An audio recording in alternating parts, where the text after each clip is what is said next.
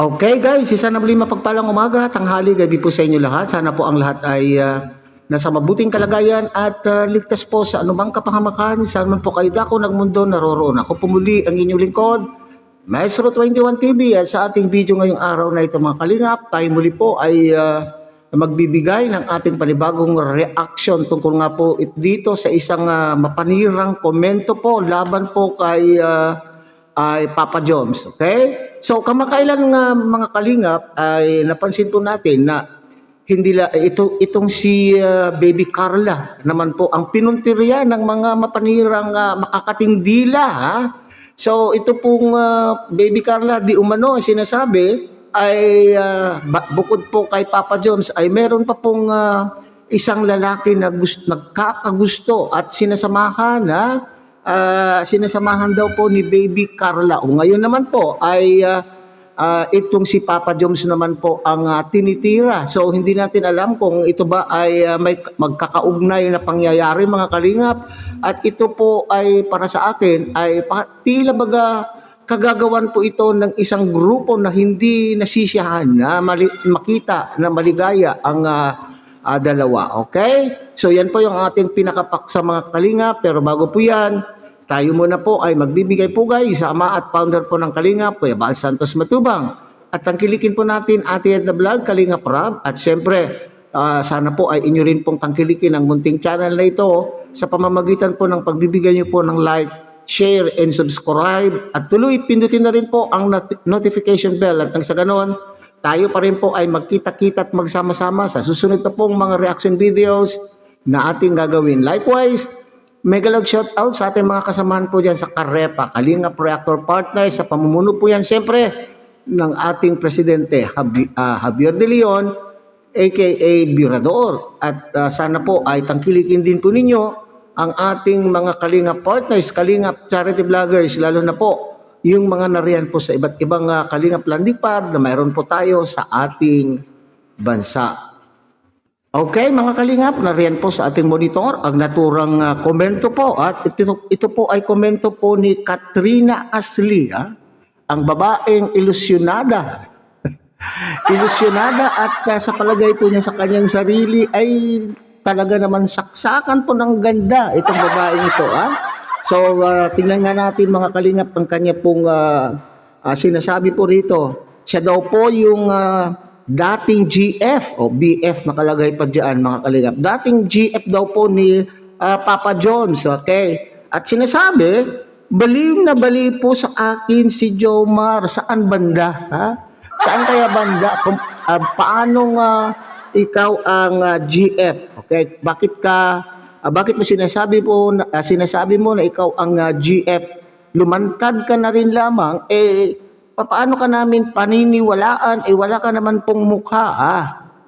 Kung itong account na itong mga kalingap ay wala naman pong profile pic.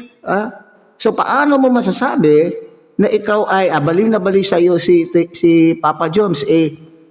Nagtatago ka nga. Hindi mo maipakita ang tunay mong pagkakakilanlan. Kung totoo, na ikaw ay naging GF po ni Papa Joms, ay lumabas ka, lumantad ka na rin lamang, ay lubus-lubusin mo na, ilagay mo yung pagmumukha dyan, ibalandra mo. Dapat ikaw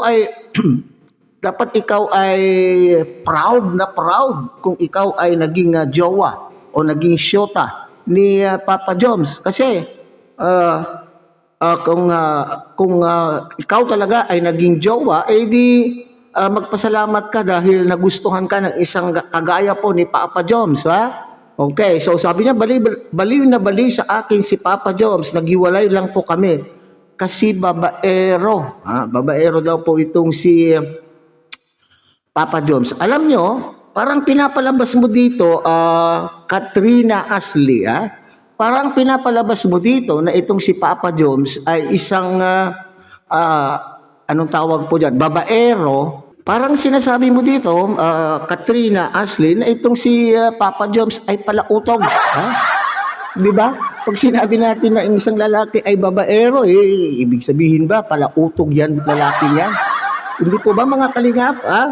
Okay, so kung babaero ang isang lalaki, ibig sabihin, dapat hindi na po naabot.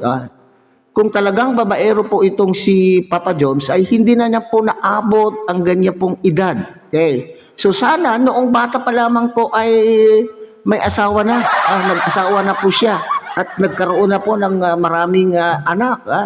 So baka sabihin mo na naman, maraming anak sa ibang mga babae. Di ba ito rin po yung isa sa mga ini-issue po kay Papa Joms na ito ay may anak na daw. So ilabas po ninyo ang pruweba. Okay, so di baling babaero, si Papa Joms, wag lang lalakero, wag lang lalakero. Okay, so walang patutuo ito mga kalingap sapagkat sabi ko nga, kung totoong babaero po itong si Papa Joms, noon pa man ay nakapag-asawa na. Hindi na niya po inabot yung ganyang edad na single sa edad niyang punyan na 30 plus, dapat ay mayroon na po siyang pamilya. Kung palautog po itong si Papa Joms. Okay.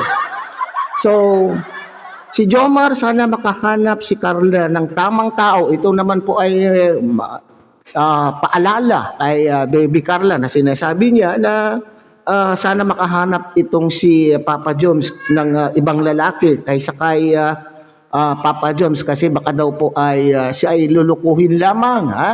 Well,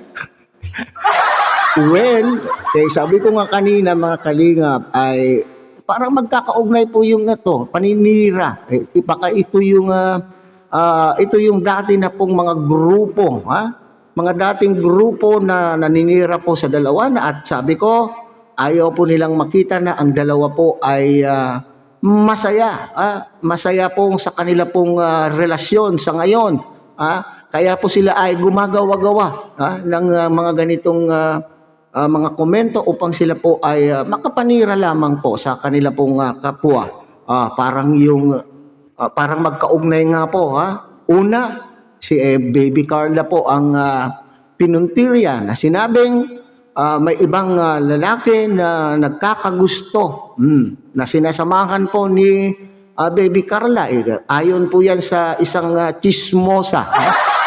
Numero unong chismosa. Ngayon naman po, itong si Papa Joms naman po ang pinupuntirya. So, is this true or fake?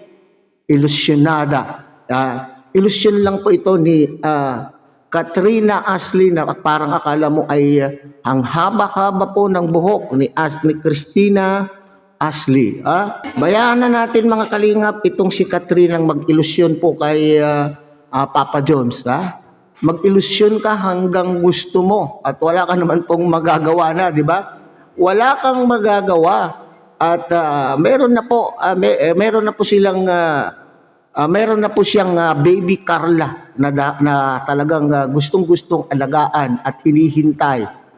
Wala ka ng puwang, wala ka ng pag-asa hanggang sa iyong panaginip na lamang. Okay? So hanggang dito na lamang po tayo mga kalingap. Ulit ang kiligin po natin Kuya Bal Santos Matubang, Ate Edna Vlog, Kalingap Rob, at siyempre sana po ay inyo rin pong tangkilikin ang munting channel na ito sa pamamagitan po ng pagbibigyan niyo po ng like, share, and subscribe. At tuloy pindutin na rin po ang notification bell at nang sa ganon, tayo pa rin po ay magkita-kita at magsama-sama sa susunod pa pong mga reaction videos na ating gagawin. Muli, isang mapagpalang umaga, tanghali, gabi po sa inyo lahat. Mabuhay po kayo at God bless everyone.